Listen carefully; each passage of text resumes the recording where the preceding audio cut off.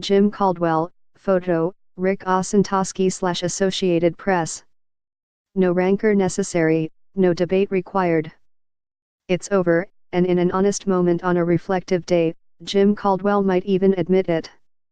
It's clear the Lions can't bring Caldwell back as coach, and if they weren't sure before, they should be now, after playoff hopes were squashed in a miserable loss at Cincinnati.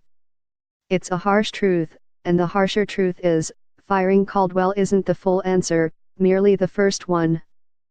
Very soon, the pressure shifts squarely to GM Bob Quinn, who'll deal with the hangover shortly after the Lions, 8-7, close against Green Bay on New Year's Eve.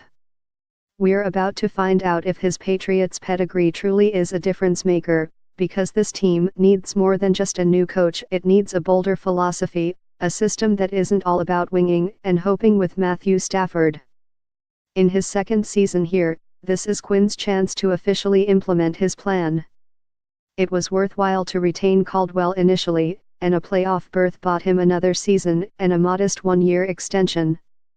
Now owner Martha Ford and team president Rod Wood have to further trust the man they entrusted with the franchise's direction. I believe Quinn was fine keeping Caldwell for 2 seasons, whether Ford urged him to do so or not, but change is needed now.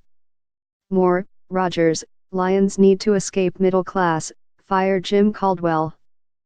Quinn has proven to be a solid talent acquirer so far, drafting and free agent signing, and the Lions have pockets of good players, especially in the secondary and at receiver. Rebuilding the trenches has been a problem, plagued by injuries, but there will be ample opportunity to break down the roster.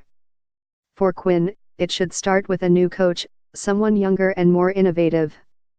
It could be a defensive-minded firebrand such as Patriots coordinator Matt Patricia, or a purported quarterback guru in Josh McDaniels. Caldwell did decent things in 4 seasons, 35-28, 2 playoff appearances, but the Lions are too soft, in manner and in method. Backfield void. This is not hindsight, by the way. It remains one of the great mysteries to me that the Lions never went out and got a big running back to complement their smallish group. That's all on Quinn. It remains an equally great mystery the coaches still game planned as if they could run the ball.